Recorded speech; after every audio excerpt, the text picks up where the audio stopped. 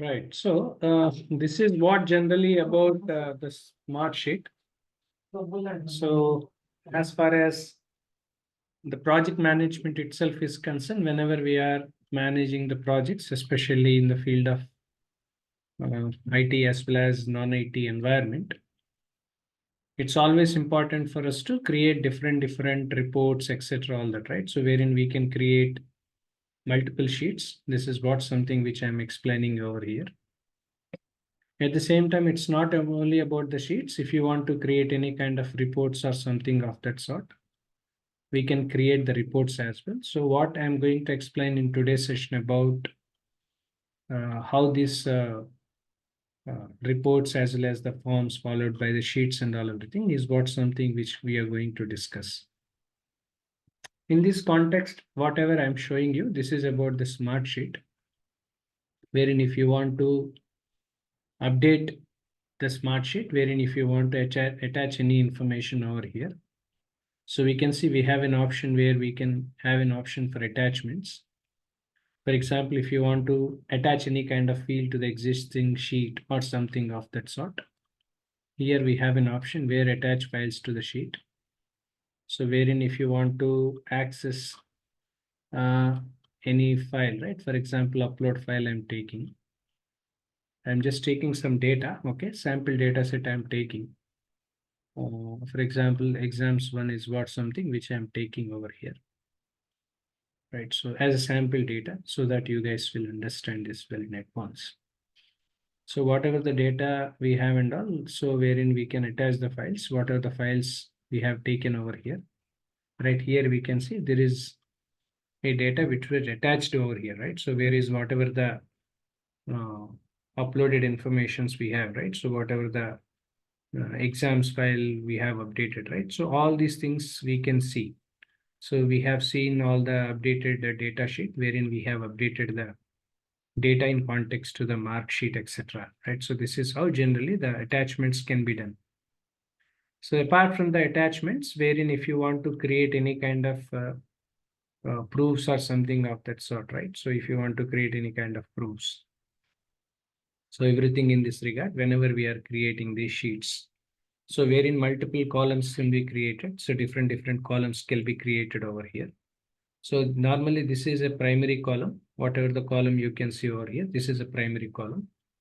I am going to give you an example from the inventory point of view. Let's say, for example, we are managing the inventory of the retail store, right? So here I'm going to mention you about the data of it, okay?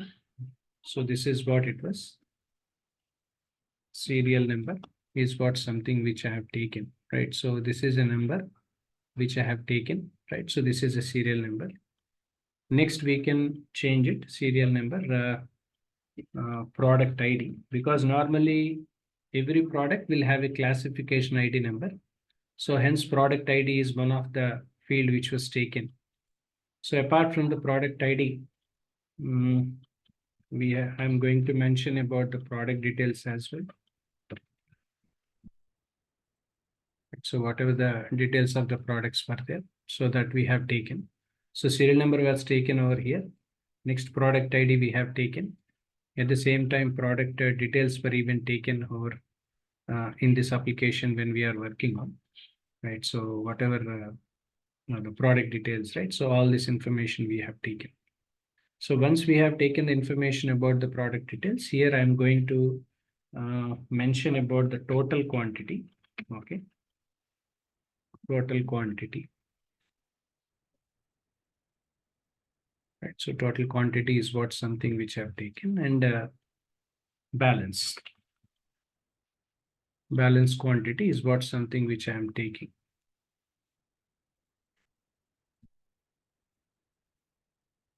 Right, so balance quantity is what I am taking. So this is how generally, if you want to create any kind of forms or something of that sort, this is what and how usually we can create. So for example, if there is any kind of remarks, right? So any kind of remarks we wants to write. So observations or any remarks or observations, or something like, or else I can write. So I can give you some observation. Okay, observations, right? So that is better, right? So observations.